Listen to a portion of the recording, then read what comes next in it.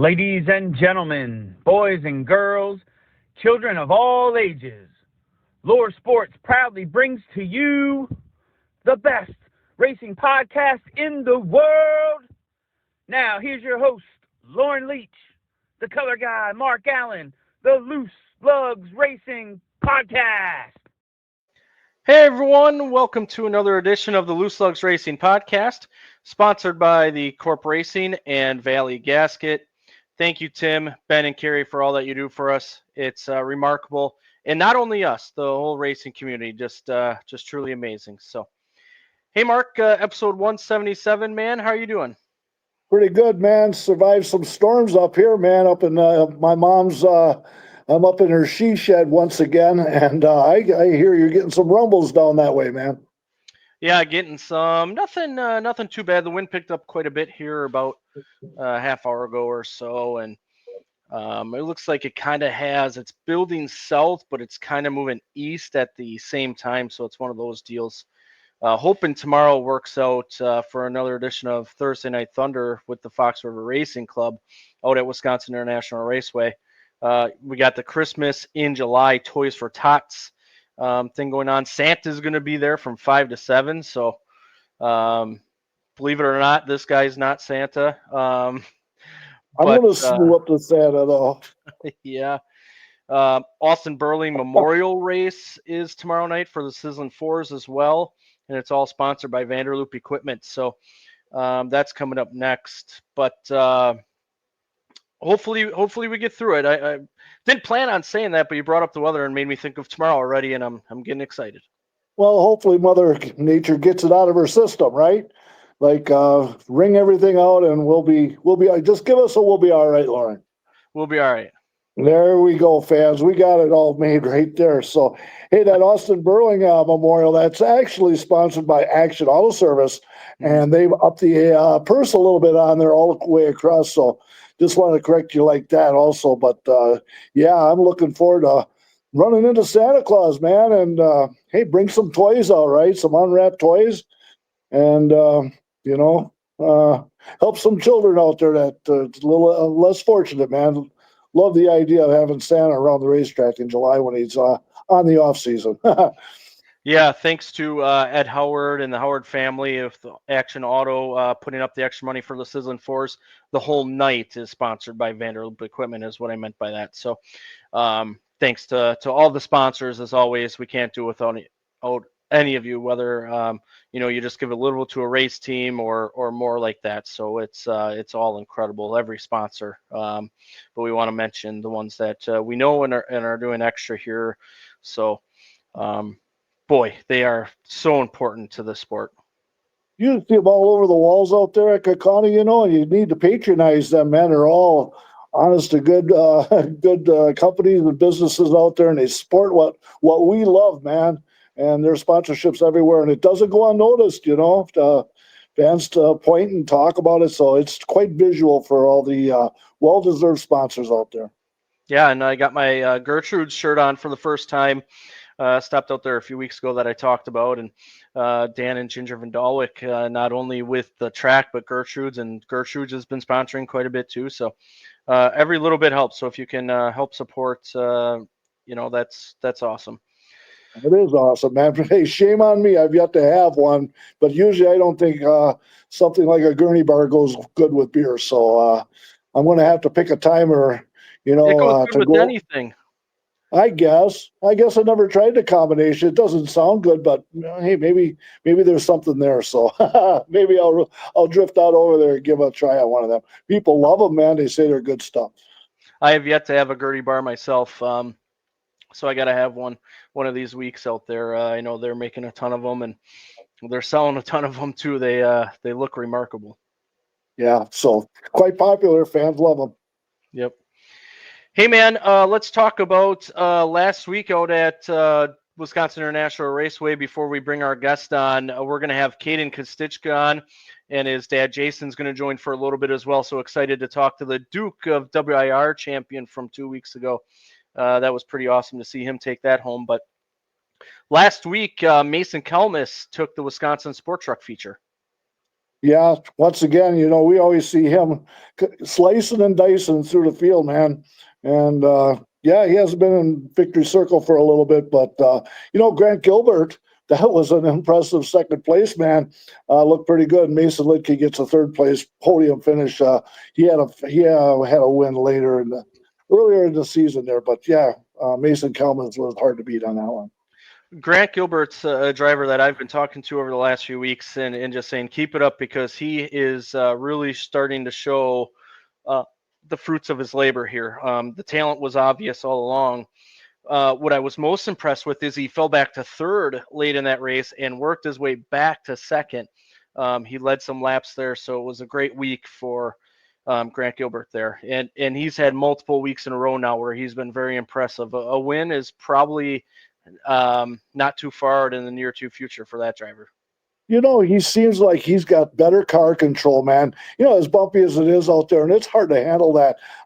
He's gained a lot of experience on that, and it shows, man. And he got a good finish this last week, so we'll pay attention to him more often. No doubt. The veteran Mike Klein hopped in the 27 Sizzling 4 and took that race home. Yeah, Jordan Fickle was behind him. Travis Warwald, I just looked at Racing Monitor and seen him on there. I see him around all the time, but I didn't know he had a wheel in his hand. Yeah, I'm a little embarrassed about that Mike Klein video that I put out. I kept calling him Jason Fickle for some reason, a wrong number and everything. When the race was over, I kind of put on there and said, oops, and I got Mike Klein mixed up with a different a different competitor out there, so I apologize for that. He won that race by a half a lap, man. He was long gone. Dominant, yep, for sure.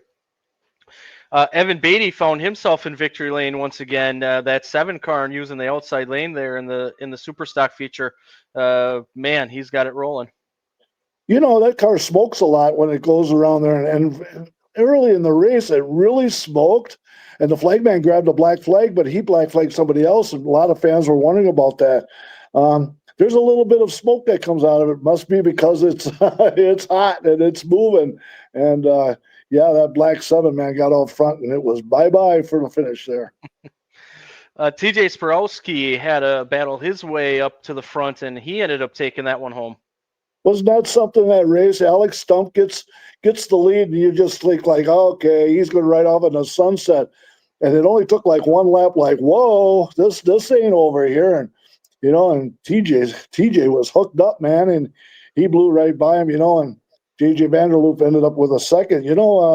Alex Stump, he faded back to a fourth, was in the pits.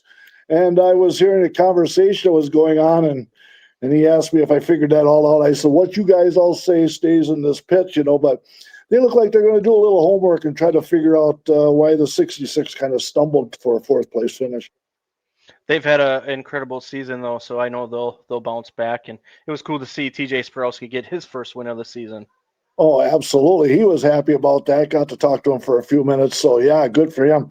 Yeah, that got bent up a couple of weeks ago, when they parked him over in turn 1. But they put her back together, and he's been fast ever since, man. So, yeah, congrats to TJ on that one. Ty Majeski took home the white race in the super late models. Didn't tell the whole story, though. You hear Ty Majeski, you figure, maybe he ran away with it or, got to the lead early and was able to hang on. There was a great battle between Chad Butts, Casey Johnson, and Ty Majeski. And I even had a moment sitting there watching and saying, we are watching 3 of the best, not only in the state of Wisconsin, not in the Midwest, but in the country go to battle here. I know there was an unfortunate incident there that happened between Chad and Casey, and Ty was able to make it home. But, yeah, I had a moment there watching those 3 go to battle. That was an awesome race, and it was too bad that it didn't finish, and just a little bit of slight contact over in turn 2. I'm probably gonna put a little bit out here for you, Lauren. What I've seen on social media has been really kind of upsetting to this week. There's some people that actually go up to other people and say rude things, make comments that's not true. Fans, this Kaukauna is a short track. It's a short track, even though we're at high speed. You're going to have short track incidents, and it doesn't take much to make contact or just click tires. That's what it looks like. I had people coming all over the place saying, "What do you think, Mark?" And I just like, I can't make a comment because I have no comment. My video spoke for it, but it was the negativity that's coming out of here. I mean, we're kind of in the mid-season grind right now, and it's grinding on the teams, and the fans don't need to be pouring fuel on this. It's kind of bummer this week that put a I don't know what's the best way. Just it could have been so much better without all of everybody's negative comments. So that's my point. I don't know what you're thinking, man. No, I think that quite often. Even a few years ago, racing social media was a lot more fun than it is now. Sometimes, on the flip side, the passion is cool to see, but there's a way to handle yourself. The passion is why we all love this sport. We're all passionate about it. Things happen on the racetrack. Things get heated. It's the worst part of the sport is accidents and hard feelings. But certainly, I think everyone should always strive to be better, and this week was one of those weeks. Yep, and it's unfortunate, man. But hey, that race, Penn Sauter, we've been waiting, watching him and to come up and get a second place. And how about that JJ Vanderloop? that kid is getting faster all the time. He won a dirt race last weekend. I forget where that was, if it was at Seymour or where that was, or 141. But he runs the pro late models and does really well, and he gets a podium finish in the super lates, man. That kid's got talent and he's fast. Yeah, he ran really well in the pro lates, moving up to super lates last year, and still runs that pro late model for red, white, and blue in select events. And man, just a ton of talent there. I want to go back for a moment because you made me think of something too. I want to say that in the Sizzling 4 feature, I am super glad that Jacoby Pillay was okay. He's had 2 rollovers the last 2 weeks, and just glad that he was okay because he's taken a few tough hits. This one very close to where I stand, and just glad that everything was all right there. Yeah, you were in the backdrop of that one there, dudes. And you held your ground. But we always knuckle bump and make sure that you're safe down there and everybody, and we say a prayer that everything comes out all right. Yeah, and good to see him walk away from that, man. Scary incident hitting that hill out there. Yeah, and I just want to make this because there was a comment on the page that I responded to. I am not, and the photographer there, am not allowed to go and help and get in the way of safety. Like if you see us or people in the background, they're not allowed to get involved.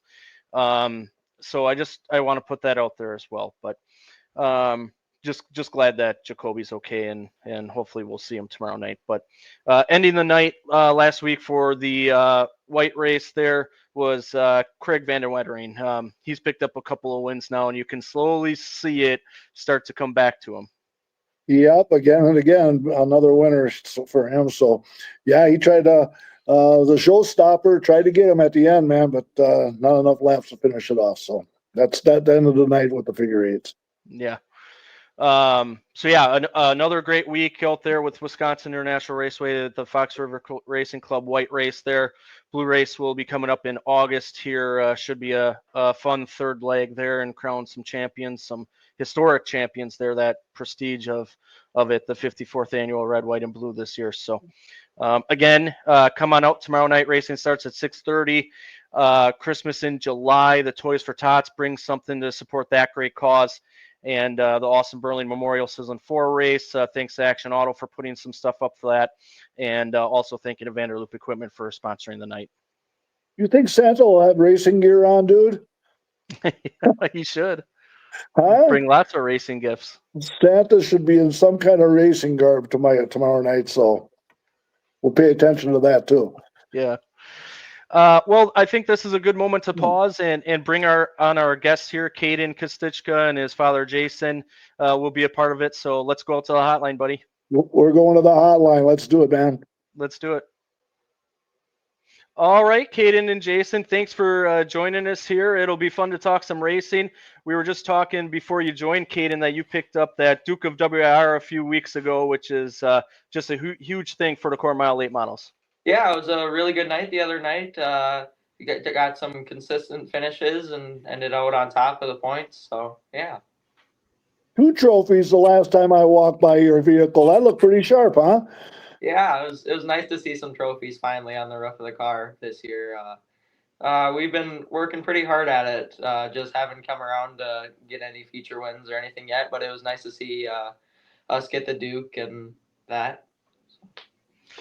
I want to start, Jason. I'm going to talk to you for a little bit. You raced a little bit here growing up here, and then Kaden got into it. You raced, from my research, looked like some dirt stuff and all that. What was your racing career like?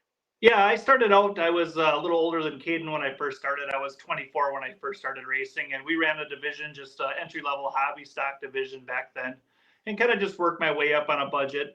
Ran what was similar to like the street stock, super stocks at WIR for a while there. And then the track changed and 141 became dirt. So then I bought a dirt car and dabbled in sport mods for a little while. And then just backed off and ended my career just in just regular dirt street stocks. And that's when Kaden really started getting into the racing part of it. Back when I was a kid, you couldn't go in the pits. It was never a thing. But for his age at the time, they were allowed to come in. And even better, I didn't have to pay to bring them in. So he would help with the car anyway. And even since he was little, he's always been in the garage with me, and it continues now. But he would help change the tires at 4 years old. He would take my heat race tires off and put my feature tires on, and that was part of his job. And then he would help scrape the mud off, and then do little kid stuff too besides that. But he was always a part of it. When did Kaden start showing an interest in racing himself, and when did you make that decision that we're gonna do this and go into karting? Well, really, he made the decision on it. It was one thing I was never going to do.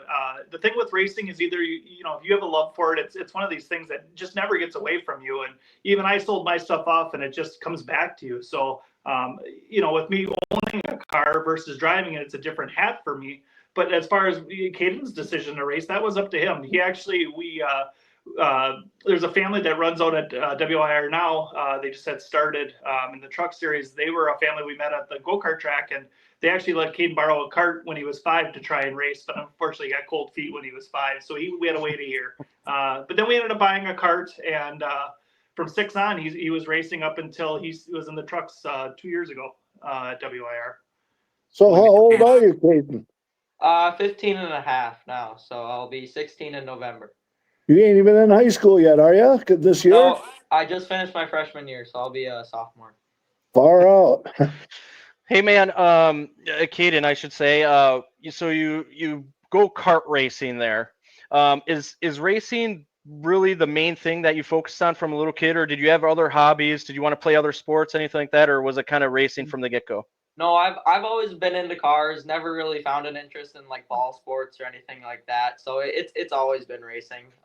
Kind of revolved around that. So yeah. We did make, well, I shouldn't say make, but he did play T-ball for one season, and he was very good at it. He actually is. He won't say it, but he's actually a pretty good little athlete. But he's not into that kind of stuff. For backyard sports, it is. But he's extremely competitive, and if you're around him enough, you'll know that part of it. But racing, cars, snowmobiles, anything with a motor on it, that's where his passions are. What track did you race at primarily in the karts? Was it GSR Kartway in Clintonville? No, we did a couple races at GSR, but it was mainly Little Buckaroos out in Cecil. Yeah, we've been up to that place, man. Hey, tell us, how is it, man, to get around that quarter mile? It's got a lot of character, man. How do you like it? How do you like the series and the drivers you're driving with, man? Oh, the quarter mile late models, I absolutely love the series. Super welcoming. Everybody in the class is great. They've all been great to me. I like running on the quarter mile. It's super versatile with all the bumps and the rough surfaces. It's been really great so far with learning the car and learning new things about the car. So yeah. What are some of your fondest moments about karting at Little Buckaroo or GSR? What do you remember most from those days, and what did you enjoy the most? We were always top running kart. So there's some guys I know like Talon Newman, who runs in the Legend cars, and Braxton Ambrosius, who has a sport mod now. We're just running with some of those guys, battling with them, and just good racing. When did you guys, and either one of you can answer this, when did you guys make the decision to go sport truck racing and go to asphalt versus the dirt route? Yeah, so I think it was my 6th season of go-karts, and we were doing fairly well, and we decided, hey, I'm getting old enough, time to move up to something new. We were actually looking at big cars for a while and came across sport trucks. I had sat in somebody's sport truck one of the nights at WIR because we'd been like weekly seats there anyway. So yeah, we just found one for sale, ended up buying it, and then ran that. How much different is it going from the dirt to the asphalt, Jason? You have a decent amount of experience on the dirt there. Were you kind of leaning that way, and then you just kind of fell into it because you like the asphalt, or how much different is it as an adjustment going from dirt to asphalt? Well, the biggest thing on asphalt, you tend to be more smooth on asphalt because every little correction of the wheel will scrub speed, right? So on dirt, you can drive a car more out of control and still find speed in the car, even if it's not handling very good. But on asphalt, your setup is key. I mean, if you're off even a little, it'll show pretty quick. And I'll kind of just say with Kaden on it, some things he had learned in his karting. One thing, and he continues to be, he picks up on things very fast, but he also is very smooth on what he does. So he likes when he has his car set up, he wants it to the point where he doesn't want to vary off too much. I mean, this year we've done a little bit more than last year as far as setup changes, so it might be why we were struggling a little to the start of the year, but we found a little bit more. But we're trying to prepare more to the future if something should us make a change, to go either to bigger tracks or to something else, versus like a traveling series or that kind of thing to learn to make adjustments on the car. That was my next question I was going to throw at you. Like either one of you could answer, but are you using this series here to use it as a stepping stone to go to bigger, better things, different series? What's your thoughts?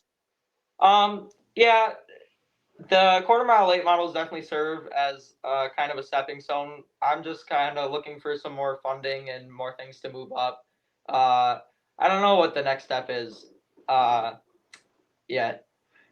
For us, there's no hurry to move up, right. but we've been Kaden's been itching more to try to get to more tracks, and our series this year too, we will go to Plover over Labor Day weekend, and we'll get a chance to run there, and then we went to Norway last year, and we've been up to Norway already this year racing. You move into the sport trucks. I'm going back a little bit here, but you move into the sport trucks there. You do 2 years down there, I believe, with the sport trucks, and you kind of get the hang of that. And you can see the speed started coming, and in that end of the part of the year, it was really like you were starting to become a contender and in the thick of things there. Did you think about maybe running more sport truck stuff, or nope, we wanted to go right to quarter-mile late models and getting something bigger? No, we towards the end of the year with the sport trucks, we definitely wanted to move up. The sport trucks have kind of ran their course at that time. So yeah, we were starting to look into other things. We went and looked at a sport mod actually, and then we went to Pete Birkin's shop and looked at my car, and we ended up going with the quarter-mile late. How close were you to getting a sport mod instead and going to the dirt? Because now there's another decision here. You went from dirt to asphalt and then maybe swinging back to the dirt, but you stick with the asphalt there. We were very close to buying that sport mod. It was actually a fairly decent price. The guy co-owned it with his kid, and they just couldn't make up their minds on what they wanted to sell it for. We were pretty gung-ho to buy it, actually. It's just they couldn't make up their mind, and then we went and looked at Pete's car and ended up buying that. So, hey man, what's up with the number 21 in your paint scheme? Tell us about it. Yeah, so in go-karts I always ran 24 because it was my dad's number and I kind of wanted to carry that on. But when I moved up to the trucks, Amanda Korth had the 24, and you can't run double numbers, so I always like the look of the 21. So we ended up switching to that, and I've stuck with it ever since. Do you think you'll stick with the 21, or do you think eventually maybe going back to the 24 like your dad? No, I'll probably stick with the 21. I kind of like that it's my own thing. Yeah. Jason, your racing experience, how much are you gaining knowledge of as racing in these quarter mile late models and working on these things and learning about these late models on the asphalt side? How fun is that for you? Well, it's different because back when I was driving, if you make an adjustment, you're the one that relays back to what you're adjusting. Now I rely on Kaden for information, and he's good on feedback. But it's me. I race lots of things, but I was never in or around late models, so they're completely different. So even meeting Pete and buying the car from Pete, he's been a world of help to us for setup. And even if we, get the car kind of in left field, we can break it by Pete. He'll help us kind of set it back to where he thinks it should be at, and we'll kind of tweak it from there. But honestly, last week or the week of the Duke, we actually taken the shocks off, and we have support this year from Mike Egan and Bonafide Security Solutions, which was a program that we got involved in this year, and brought the shocks down for Mike to look at them and see if we can upgrade our shock program as much as we're allowed in the class anyway. And I pulled them off, and unfortunately, they weren't set back exactly where they were supposed to be. So I had to kind of go back to my old ways of kind of thinking what will help and what didn't. So we kind of punted on that night and ended up making the car really good. So we got to rescale it now and see what we learned from that. Hey, who else can you thank behind the scenes that makes you guys go? Oh, wow. We have 23 sponsors on the car this year. So there's so many names and people down in the Don't forget one. Yeah, so, some of the bigger ones, Hobby Town, Wilkie Orthodontics. Here, I got a list here. Showcase Kitchens, Fast Signs, Precision Cut Stone, High Machine, Risers Diamond Vault, The Settlement, Tony Young Electric, Paul's Snowblowing, Zeg's Tools, Mac Tools, Bonafide,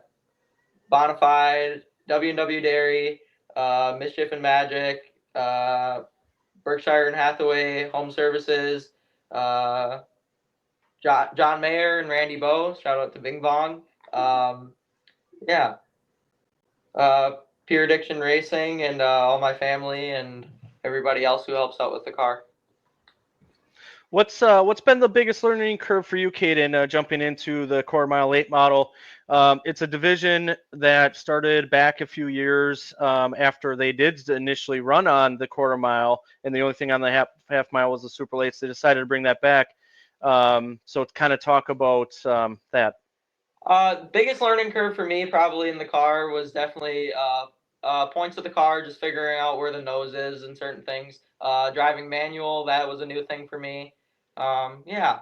When I first got in the car, I adjusted to it pretty quick. So yeah, it wasn't too big of a learning curve, but it was definitely something to get used to.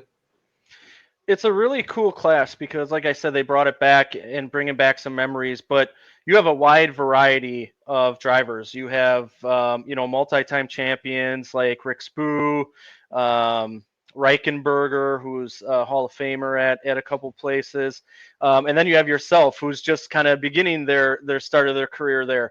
What's that like racing with kind of a diverse group of drivers? Right. It's super cool because you have so much knowledge that you get to learn from your competitors and certain things like that. Like the other night we had Sawyer Efforts who came down and drove in the class. That was really cool to have, just talking with him and learning pointers and certain things. And it's just great. It's cool to see that diversity. I always say racing's like, you don't see it in other sports. Racing is a thing where age doesn't matter at all. I could go talk to a guy who's 70 years old and it just doesn't matter because we both love the sport of racing. How do you like that Duke trophy behind you, man, to fit in with the rest of them? How does that look up there, man? Yeah, it looks pretty good. It's I'm going to be sad when I have to return it next year for the next Duke. But yeah. Let's talk about Jim Duco for a little bit because he was a key part in bringing the class back. I know Pete Birkin as well, along with a few others.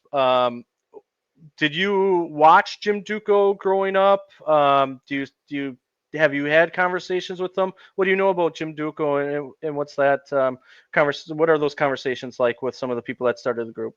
Yeah, like I was saying, we were weekly seats at WIR, and when we were looking to get out of go-karts, we actually went and talked to Jim, and he's like, because I would have been 13 at the time, so I'd be pretty young to get in the quarter mile class, and I remember him saying like, oh yeah, you can come run with us as long as you bring some of your friends, because the car, the series had a lower car counts back then. So yeah, that we knew him. My dad ran at 141 with him back when it was asphalt.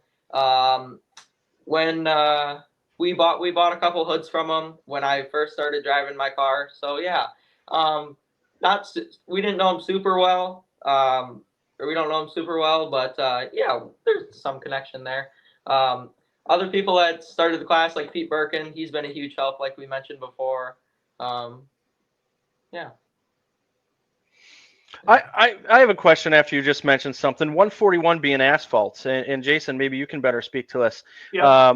That is a track I have not been to, whether it be dirt or asphalt. But my uncle Zuma Newman raced there, and I've seen videos of it, and it's a track that I have been. I don't know why I haven't made it there yet. What is that? What was that track like? It is asphalt and now is dirt, because it's a track that I got to get to.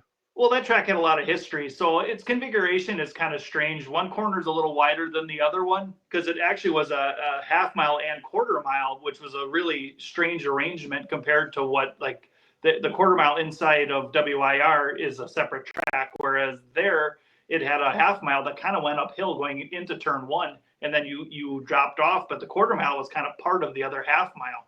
It was kind of a weird. I never raced, and to be honest, I was young to see it that way, so I don't remember it really that way. But I mean, vividly. But when I raced on it, the track is really—it's a small. I mean, they call it a quarter mile, but it's a very small quarter mile. And even going from pavement there and then running dirt there later, it does not drive a whole lot different. And dirt setups, dirt racetracks, even when you get to them, they aren't the heavy tracks they were that I watched growing up as a kid, where they had the cars that pack them in and that kind of thing. Everything is lighter on the cars, and they run these tracks and they become almost slicked off blacktop, if you want to call it that. So I think an advantage, if you are a pavement guy and you know how to be smooth, it's a huge advantage when the track slicks up. Hey guys, either one of you can answer this. What would you consider a successful season to finish this off this year? I'd really like to get a top 5 in points. That's something that we missed last year. We've been really close to quick time. I'd like to squeak one of those off. Feature wins would be great also. Yeah, anything under that category. Is there some consideration to run maybe a dirt car with the asphalt car at all in the future? Is that something you've considered if the right deal comes up? I'd like to get in a dirt car. I don't know if I'd want to run one weekly, but I've been around it a little more. I've been helping out Jordan Gracie-Alney. He's new to the sport mods this year, so I've been pitting for him and learning some stuff about dirt cars. And yeah, I've always been interested in it. It's just kind of asphalt's where we run. One thing that you're good at too is giving back to the sport. I remember you being in a sport truck and going back to Little Buckaroo and giving back to them. You were doing some cool stuff this off season as well. Talk about giving back to the sport and what you're doing to get your name more out there. Yeah, so we always love doing cool events like car shows, and you mentioned going back to the go-kart tracks. We brought the late model there last year, and we plan on bringing it back again. Not this upcoming Thursday, but the Thursday after on the 31st, we have Mischief and Magic coming up top. So they have like face painting and balloon tying and stuff. So my car will be up there. And yeah, it's just we like doing that stuff, showing off the car to people who don't know so much about it. And yeah. Who do you kind of talk to in the racing circle still that gives you kind of pointers with the quarter mile late models? Do you bounce stuff off of veterans? Is it primarily Pete? Is there anyone special that you kind of go to when you're kind of looking for advice? Yeah, we always talk to Pete most of the time. Ty Feature is a big one that I talk to about car setup and certain things like that. He's been great. Henry Needles, yeah. Just a lot of those guys. Really, you ask anybody, you're going to get some advice. Nobody's too secretive about it, but yeah. And I think that's a benefit to that class, talking about diversity and all that. It's diverse, but it's truly like a tight-knit family. Like you drivers in the quarter mile late models really try to help each other and get along. Yeah, 100%. Yeah, I will say it is a special group from the tech inspectors down. I mean, it's a lot of fun. We have a good time when we're down there. but it doesn't matter. Like I said, it doesn't matter who you talk to in the class. Everybody is very similar on what a response you're going to get. Everybody is very welcoming. I mean, even Kaden coming in as a rookie last year. I mean, not everybody takes, the best young one coming in, because, you always get the idea of, kid with dad's money and here we go kind of thing. But no, everybody was great. And then even kind of the biggest thing that I guess as a parent with Kaden and to provide for him with his racing is just to keep learning. He's a kid yet, and to have fun with it, but learn while you're there. You're going to have good nights or bad nights, but you chalk it up and just put it in your mental notebook. You got a long way to go. And that's a thing that will help you in the future too, working on the car and all that. In today's days, some of that is a lost art, but you already have multiple years under your belt. What do you enjoy most about actually getting in there and helping set up the car and going through things?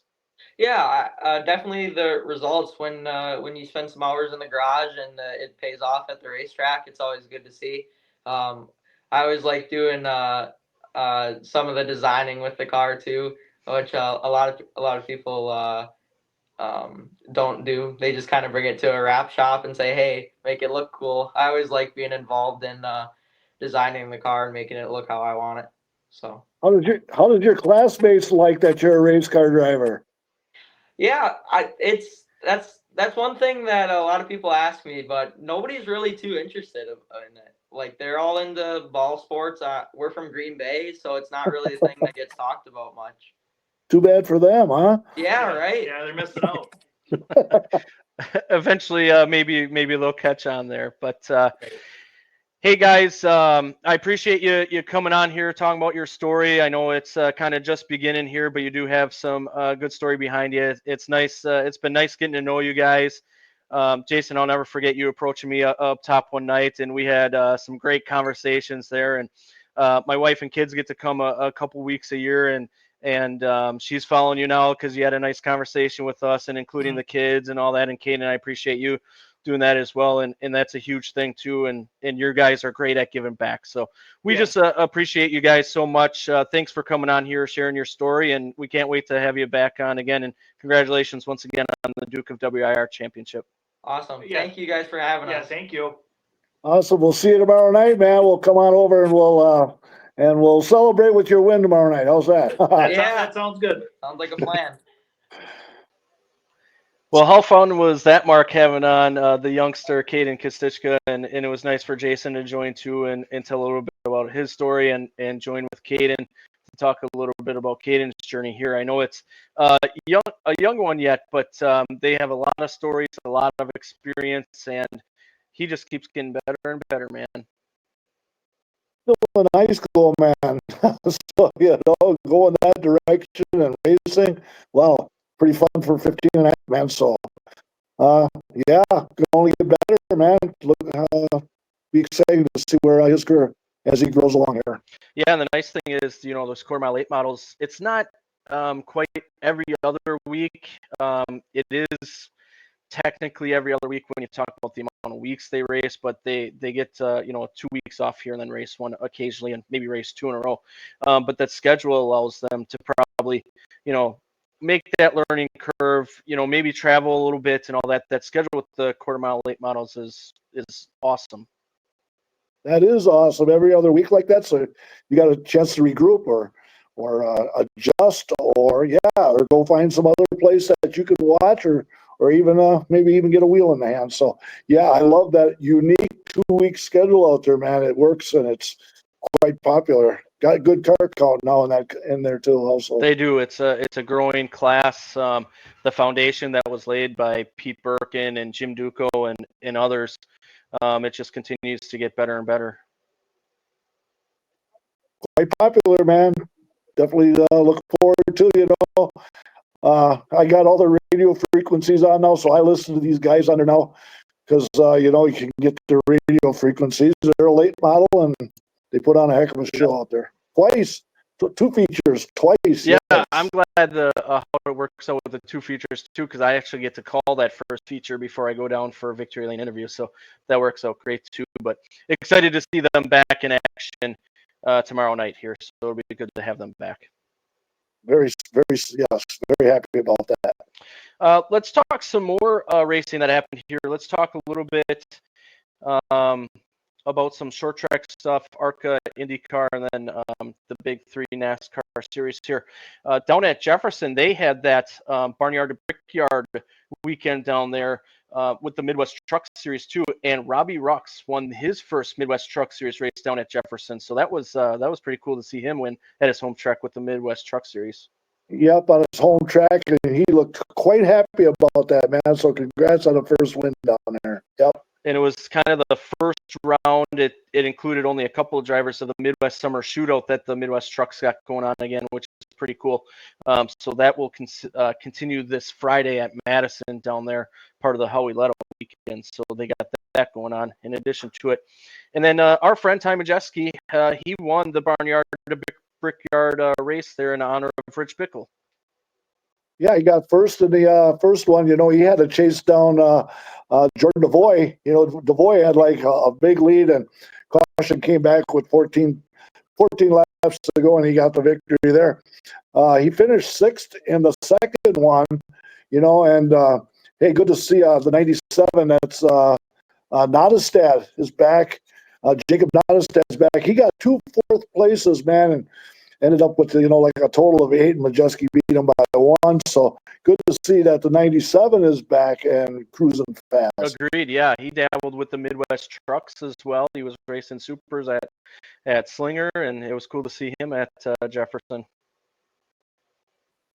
Very much so. It looked like definitely always out in the middle of the cornfield. And Jevin Goralski, you know, he took the second one. I seen him the one time I went down there, man, and he got around Casey Johnson and sailed off, man. So he definitely has proven that he can get around that Jefferson racetrack. Well, once again, him picking up that Midwest Tour win at Jefferson early this year, the Salute the Troops win, especially after 2 weeks earlier being pretty much junked after his crash at WIR. One of the most impressive things of the season to this point here. So Jefferson certainly suits him well.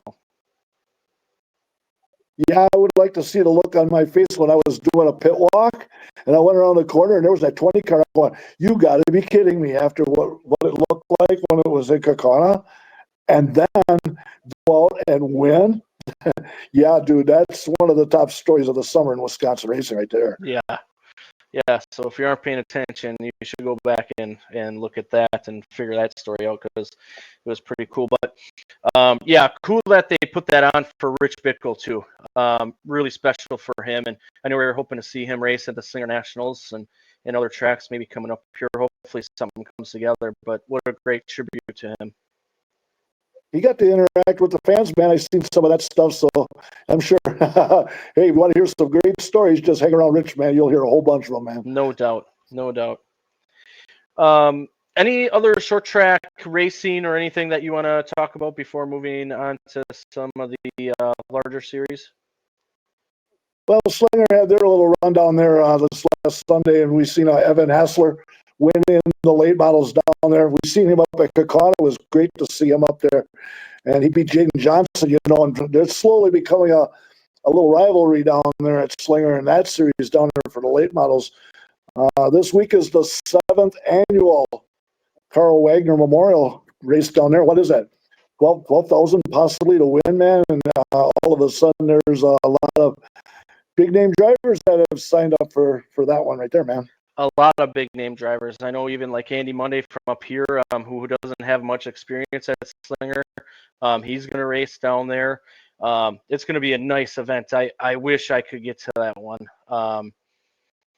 Love the track. The Dassel family's doing great. The Thielen family did great before them as well. But this is going to be, if you ain't got nothing, that was kind of, if you don't got anything going on Sunday, Slinger is the place to be. For sure, you know, you can watch the Indy 500 or 400, Indy 400 Cup race, and then, hey, get on down to Slinger and go support that place, man. It's going to be a heck of a show down there on Sunday night. It is, yep. Yeah, I wish I could get down there, but I'll be keeping up with it for sure. Hey, Slinger announced already, man, and I like this, man. I wish more tracks would do this.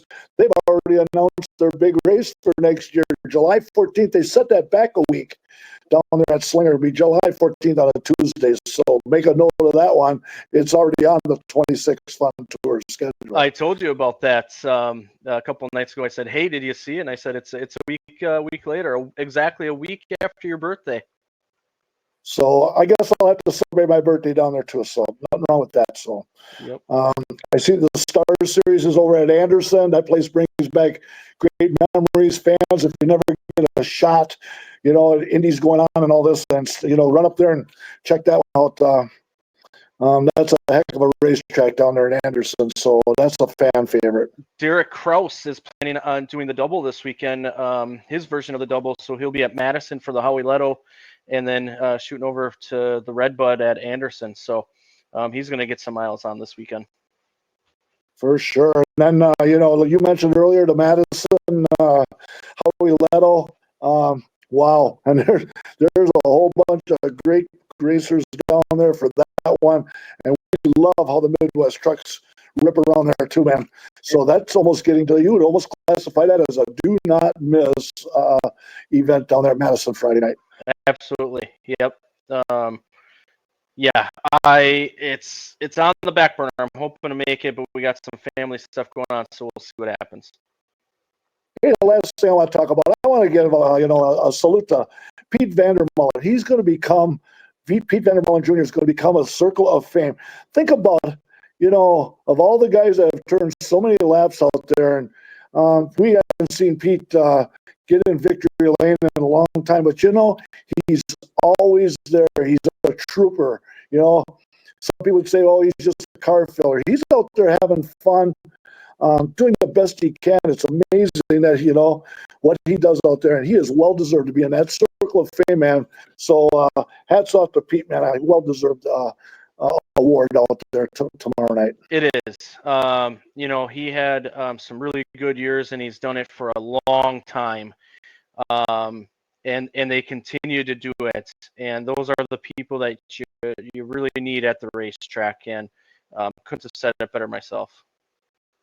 Hats off to that team, man, and Pete himself. So well deserved, ready to stand and clap for that one and tomorrow night. No doubt. No doubt. All right, that takes care of all the local stuff, man. What you got? All right, let's talk about the ARCA race this past weekend.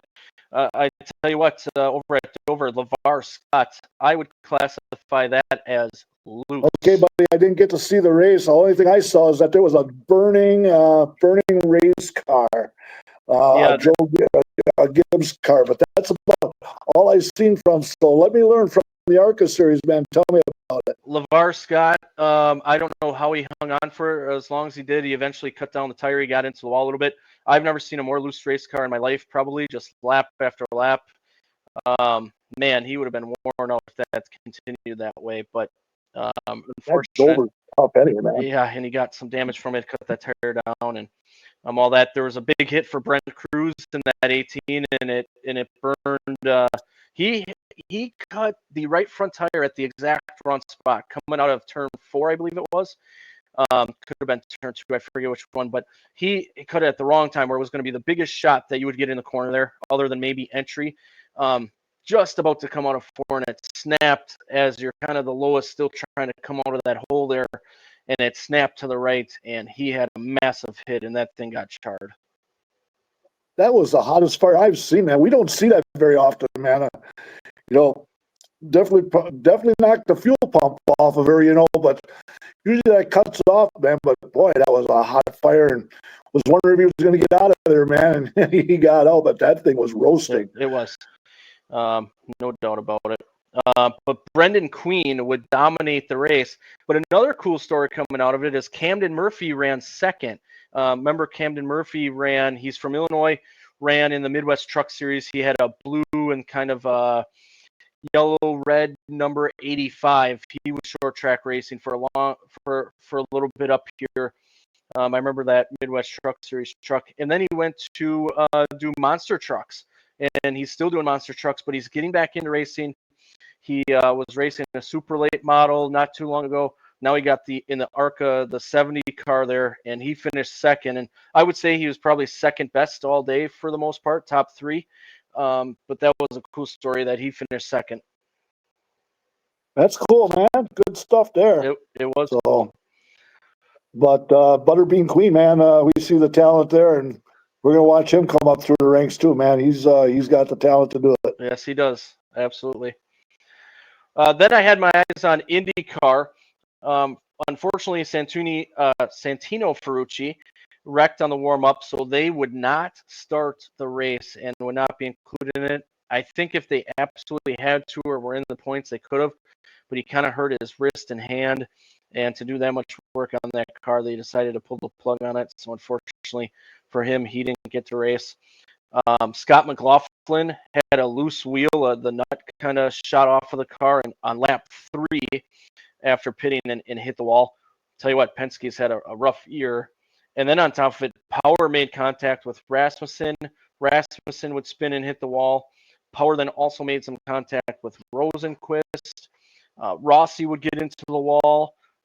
That was an interesting incident because the wall jetted out just a couple inches. It was one of those barriers, where you can adjust it and they kind of fit like a puzzle piece. And it kind of jetted out, and he's never seen a car hit that light and kind of get destroyed. So that was unfortunate for Alex Rossi. Armstrong and Kirkwood, they were up front. They made contact on pit lane. Abel and Foster made some contact. Newgarden had nowhere to go. So he got kind of hurt in that incident, and he would be done for the day. DeFrancesco got a piece of that. Siegel did as well. Once again, you talk about Penske with McLaughlin. Newgarden's on a terrible streak right now, too. Award and Power made some contact then. Power was involved in a few things. Power went into the wall. The car was okay. No caution there. He was able to back up and do all that. And then kind of to end the race there, Rosenquist bobbled. Siegel had nowhere to go, and they wrecked. Award would win the race under caution. He had the pit strategy just right. He hit some cautions right. He pitted at the right time. And he said this is one of the worst tracks he's been throughout the years. Toronto and him just don't get along very well.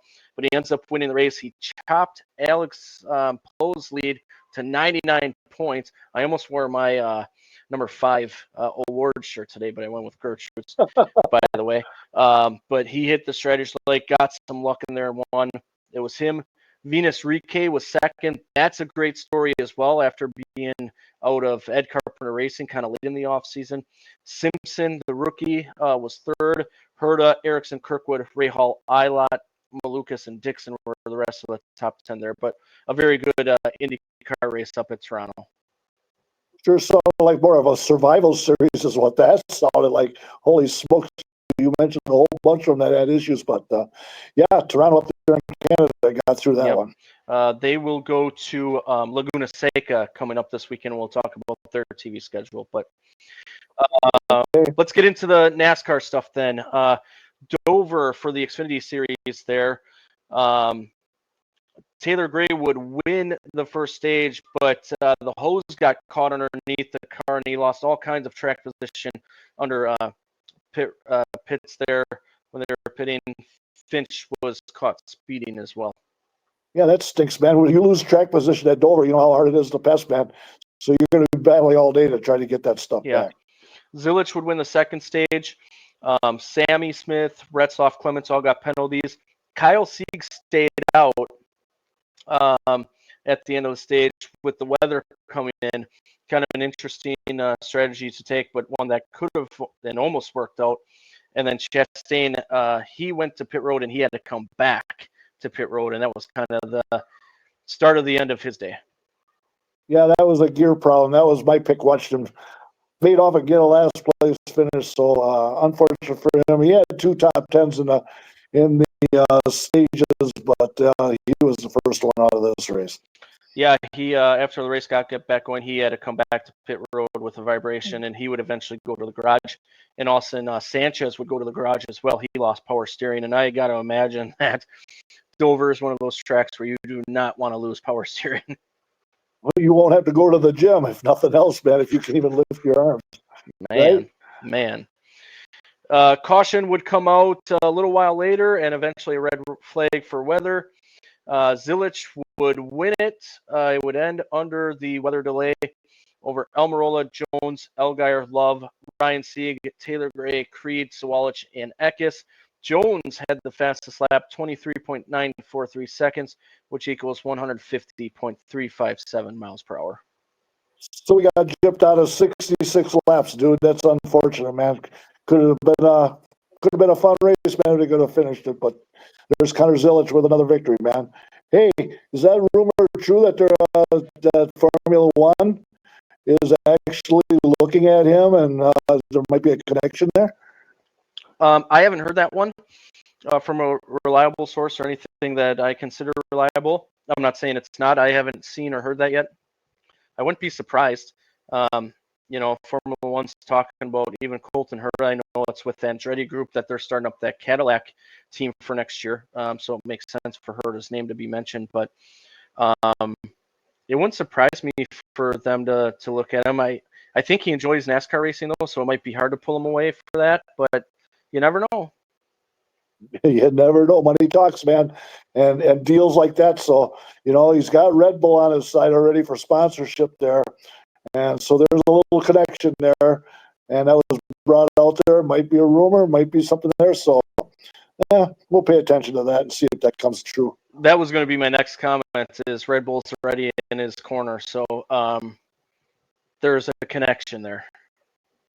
So, all right, we'll sit back and we'll watch and see which direction he ends up going. I have to think the next announcement coming, or one of the announcements shortly into silly season when it gets going, is Zilic into the 99 car. Yeah, that would tie him up into the NASCAR, and then he'd move on from there, and that decision probably would already be made for him. That's where I'm thinking. That's why I mentioned that. So I know we've said that our thoughts right away. Even before the Daniel Suarez news was even announced, it was like I can see where this is kind of heading. Yeah, so he can go multiple ways, man. We'll see what happens, but yeah, the money's not going to the 99 and trying to fit in there. Yep. The Cup Series then the next day, Shane Van Gisbergen thought he had something broken in the right front. It ends up being a tire issue. He would go 4 laps down early, and it was only on lap 11. Talk about being humbled, right? These last couple of weeks, and he was quite frustrated with the whole deal, man. He had some comments that he wasn't very pleased with this last weekend. Yeah. Well, and they said, I can't remember if it was on TV or radio, they said that he was trying to gearing up to use this as a test for kind of Bristol and really like hone in everything for the team setup wise, him wise, because that's a playoff track. So that was definitely unfortunate. Yeah, so he needs some work on the oval side. Unfortunate that the Gremlins got him, man. But you and I both agreed. We talked about it, man. If he can become better than average on ovals, man, look out. No doubt. But he's got a ways to go. He's got some learning to do. But we've already seen that he's learned a lot already. Oh. I know we talked about it a few weeks ago too, but you even look at his Xfinity series, learning in stage 1, learning in stage 2, and also he's in the top 10, fighting for top 5 at the end of the race there. So he learns quickly, and once he gets the oval, and I think it's once he gets it under his belt, I think watch out. Oh yeah, we'll take right off from there. I don't think we're shattering the earth with those comments, but yeah, no, not at all. Something we haven't heard in a while. There was a competition caution on lap 36. I threw that in there because I was like, man, when's the last time we talked about a competition caution? Well, there was no action, man. It was just nothing but a ton of weather. It was worse in areas down there than that was at Dover. But yeah, fighting that weather bug all weekend. Yeah. Elliott would win the stage. Jones and Allmendinger would both blow tires in the last few laps, but they were able to make it to the end of the stage. Jones did hit the wall a few times, and then on top of it, when he did come to pit road, he was pinched for speeding. That's always nice. Hey, that's something with Allmendinger watching that tire come apart. It almost looks like a ball of yarn, and it's got strings and falling apart, but happened perfect for him, man. And got the lucky that the stage was over, that he could get in. Yeah, if there's a time to happen, I guess that would be it. But you never want it to happen, I guess. But Yeah. Elliott had a slow stop in stage 2 as the leader. He had a problem when the jack kind of fell or didn't get connected just right. Yeah, that was my pick this weekend. You know what? I was in a hospital and I had to control myself. Like, I wanted to yell, no, and fall off the jack, and thought, you know what? Just something simple like that to lose them 5 positions definitely can cost you the race right there. Just by that track position at Dover. It can. Hocevar would get a penalty when the gas can left the stall, and then a little while after, he would hit the wall and have to go to the garage. Allmendinger also lost brakes and would have to go to the garage, but Christopher Bell would win the race. Or win the stage, Bell. excuse me. He won the stage right there. Yep. So Christopher Bell looked like the guy that was going to be the man to beat. But yes, but he would spin from the lead on the restart. And we'll talk. That was the first time. We'll talk about more here. Barry and Logano were speeding on their last green flag stop, so that hampered them. Chastain got into the wall hard out of turn 2, and then a red flag came out for weather. Yeah, that Bell spin on that first lap, you looked real close to see if Elliott got into him. You looked and I was like, okay, he didn't. And then does a power slide, and nobody makes contact with anybody. You want to talk about crazy, and he just slid right in the middle of the track. There isn't too many times that you lose it at Dover and it's self-cleaning. And it was just amazing. That was amazing slide and no contact. Hey, I know this is brought up every now and then in the video shows, probably most years, but Jimmy Johnson's spin out of turn 4 in qualifying where he saved that might be the best save I've ever seen. That was. Jeff Gordon was standing right there at the time. Wow! And it was. That was amazing. That'll be seen years and years from now. That was the best one. Well, unfortunate for Chastain before the weather came too. He was my pick, and he was not as successful as I thought he would be. He has some good success at Dover and concrete tracks, but he kind of hung out right outside the top 10, and I think he was starting to move a little bit forward, but nothing really to speak on. And then, after all that, Bell would spin out of turn 4 here. Gregson and Byron would get collected, and we would go into overtime. That was nasty hit for Byron. He almost got through there, but then he got clipped and got stuffed in the wall with seven laps to go. He was running like 6th or 7th at the time. So what a bummer for him. But isn't that amazing? Christopher Bell, the greatest, probably one of the best wheelman, and to see him lose it twice, it's a head scratcher. We see Larson do the same thing. Be driving along and just lose it. Like, how? It proves just how hard these cars are to drive them. We said the same thing about Kyle Busch too when he got into this next gen. Same thing, one of the greatest racers we've seen. We've seen so many do that. These cars, all of a sudden, it looks like it just snaps, and there's no going back on it. It doesn't matter how good of a wheelman you are. Wrong angles, and just putting yourself in the wrong spot, and all of a sudden they go around it. And with Christopher Bell, it's just amazing saying, how does that happen? But, once when it gets away, it goes, and there's no saving it. Yeah. But how about Denny Hamlin? He would go on and win the race over Briscoe, Bowman, Larson, Gibbs, Elliott, Wallace, Blaney, Buscher, Keselowski. It is Hamlin's 58th win, which ranks 11th all-time in the Cup Series. And it's his 12th different track where he has 3 wins at. I heard that stat on Sirius XM. I think it was on the on-track program there. Just incredible. 12 different tracks where he has 3 or more wins. At one time, Hamlin was terrible at Dover. Yeah. And now he's showing that he's got 3 wins. And, hey, Chase Briscoe ran his teammate really well, but that was a hard-fought race, man. It turned out to be a good finish. But Briscoe was there all day too, man, and he could have won that race. Yeah, he could have, for sure. Hamlin did get the fastest lap of the race, 23.088 seconds, which equals 155.925 miles per hour. The other thing we have to talk about is the in-season tournament.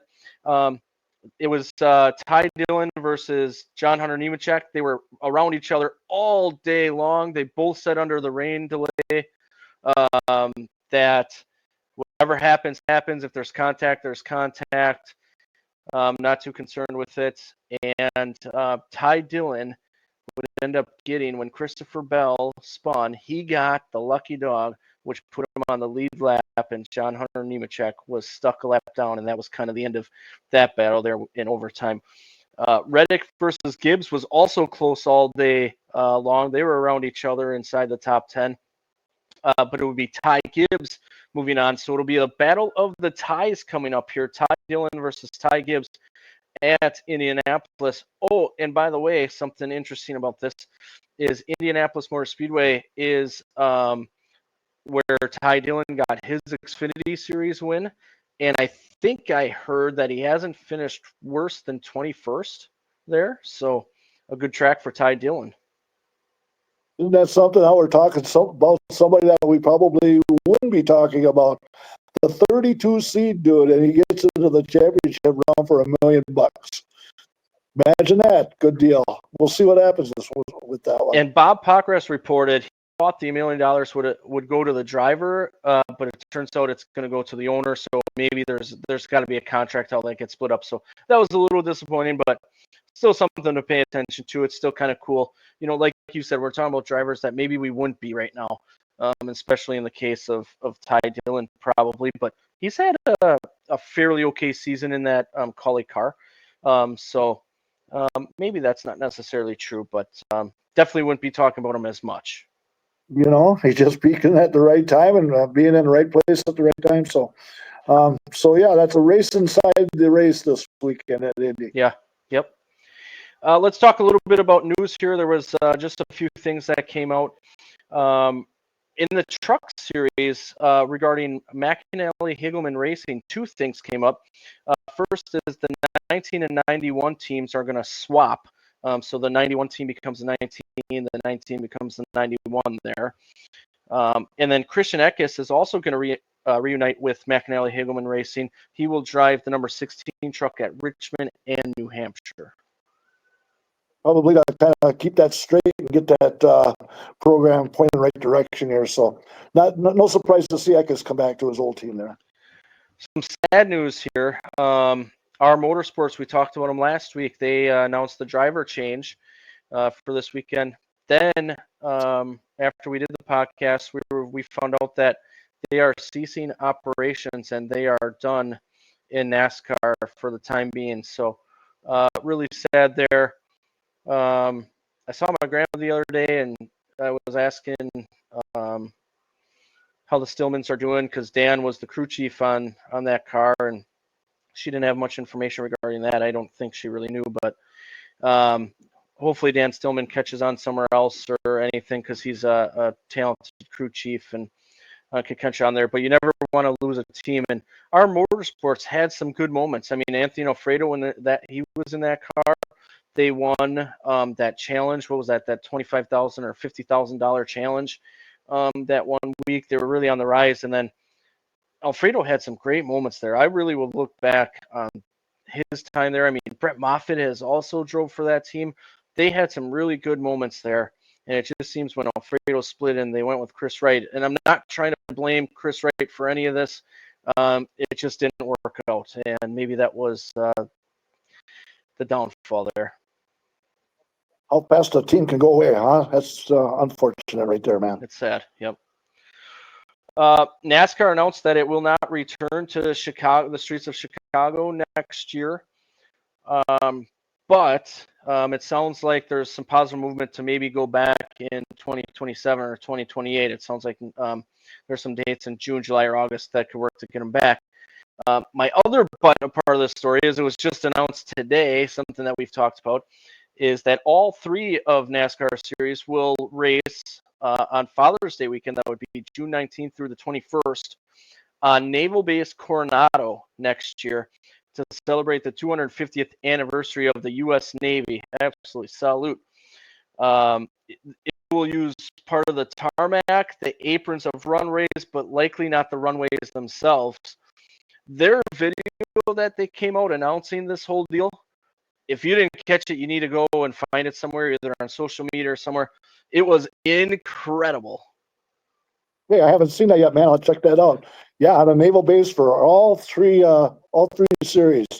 So San Diego's in, Chicago's out. Street course. Still hearing rumors that they're going to go back to Joliet, man. So probably going to go spruce that place up, and because I'm sure they don't want to lose the Chicago market, man. That's kind of a big deal. So we'll see. Chicagoland probably will be on the schedule this next I have an idea. I don't think Chicagoland is coming back because I think they were talking about Chicagoland, and it sounds like they're trying to work towards it, but I do not think it'll be for 2026. However, there is a date open, July 4th weekend. Don't want to lose the market. Where can we go? Oh, back to Road America, July 4th weekend, like we were 2 years ago. Bingo! That's where I think that's heading. I like it. Let's make it happen. There has been no one talking about that other than NASCAR and Road America talking about, yeah, we both like to come together. But all of a sudden I saw the post today that said there's an open date on July 4th weekend. And I was like, where would that go? I think Road America should be in the running, and hopefully that happens. And have the most crowd that they'll have all season long. All they got to do is show up at Road America. Yep.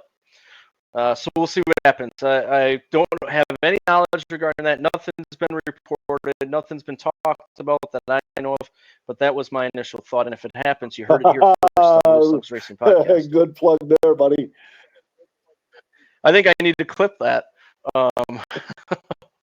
This is June 23rd. A lot of fans are shaking their head right now. Yeah, okay. Yeah, I'd support that. Yeah. I think that's about it for the news that I have. You got anything that you want to talk about before we talk about? Actually, you know what? I did just think of something. We are not going to have a podcast next weekend. We just, excuse me, next Wednesday. We will be taking the week off. Because of that, there are some things that are happening in between then and there. We're going to have another week of Fox River Racing Club, Thursday Night Thunder, and also the traditional first Tuesday in August, the Gandrud Auto Group 250. So we'll have a podcast the next night as long as it runs that Tuesday. So that is also a can't miss event, Mark. Hey, this next Wednesday, I plan at this time to be heading out to Cedar Lake. And I'm going to go out there, and maybe on a Wednesday night, I'll do a little track walk and kind of snoop around out there and see what the cars look like. So look forward on Wednesday, and that's a 3-day show out there for $100,000 winner on Saturday night for the Nationals out at Cedar Lake. So that's pretty big deal. So unfortunately, I won't be at Kakana next Thursday. I wish everybody the best on that one. Hopefully we can see some people put mini videos out there, so keep me informed. And so that's our deal for next week over there, man. So I just want to reiterate here, this week, Christmas in July, the Toys for Tots Drive, the Austin Berling Sizzling 4 Memorial Race, and the nightly sponsor, Vanderloop Equipment. The following Thursday, which would be the 31st, which we're not going to have a podcast before, is the big wheel races.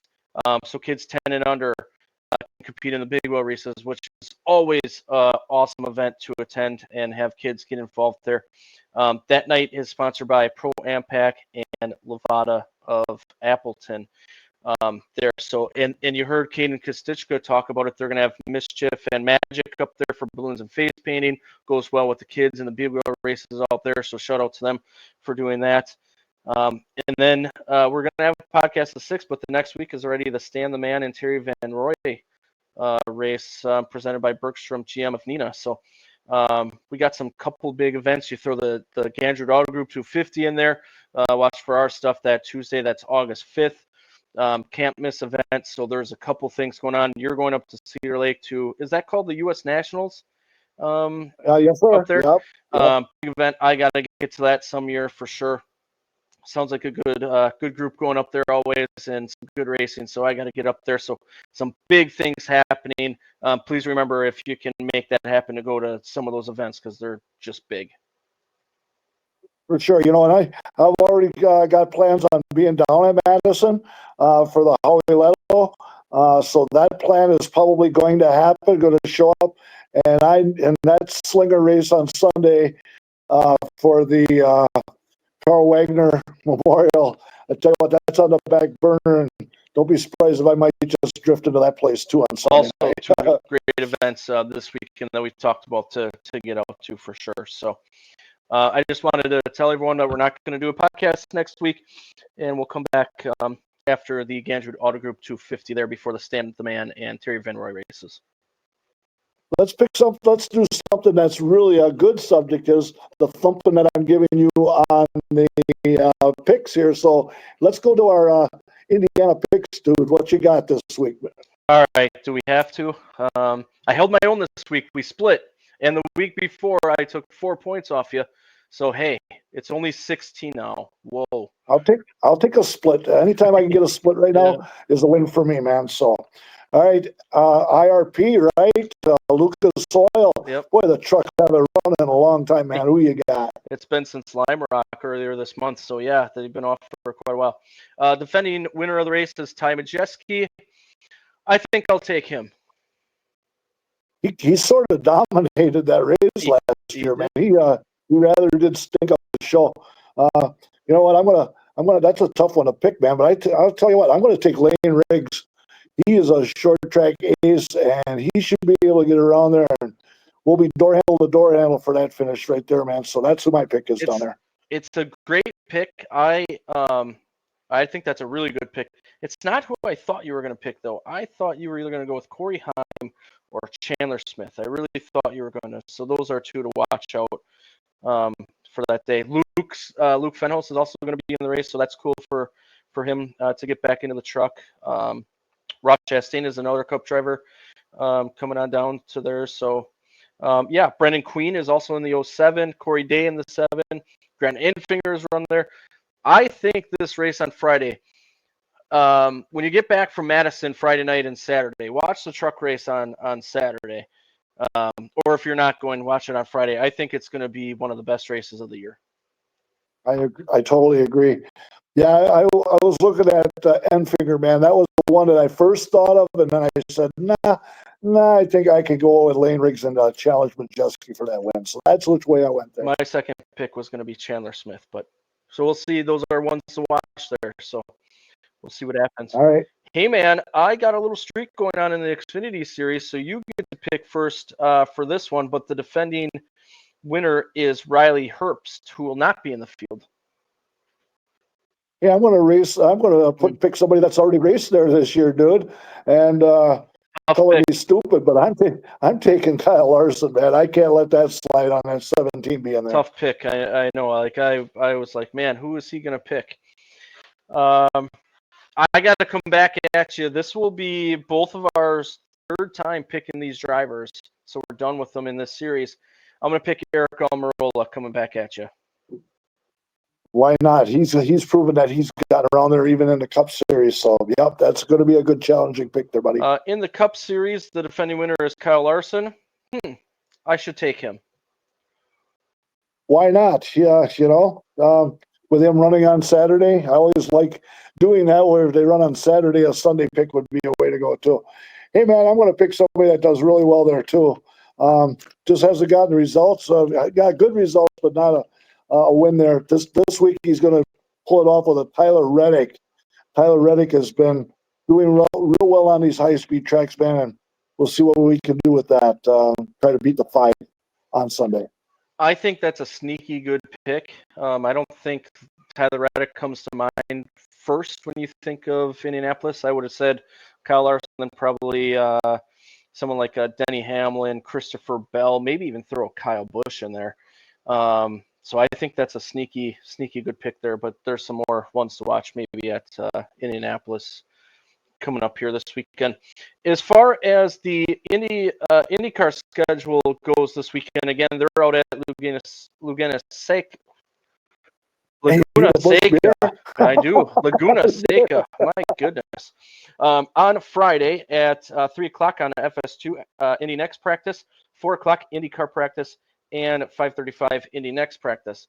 Saturday at 10:30 on FS1 Indycar practice, 12 o'clock on FS1 then Indy Next qualifying, 1:35 still on FS1 IndyCar qualifying, and then FS2 at 3:36 will be the Indy Next race, which is 35 laps. And actually, Indy Next is doing 2 races, so that'll be their first race.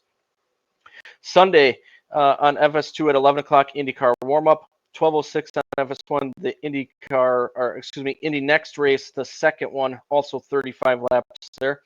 Then 2 o'clock on the big Network Fox pre-race, 2:22. The IndyCar race will go green, 95 laps there at Laguna Seca. NASCAR then, starting out on Friday, 11 o'clock CWF Xfinity practice, 12 o'clock ARCA practice and qualifying, 12:05. That has to be wrong. On True TV Cup practice, 2:05 FS1 truck practice and qualifying, 4:30 on FS1 the ARCA race, 150 laps there at Lucas Oil Raceway, IRP. 7 o'clock on FS1 the truck race will get going, stages of 60, 60, and 80. In the 80s, 65% chance during the day, 45% at night. So again, we could be fighting the weather, but we did that at Dover this past weekend, and they got it in.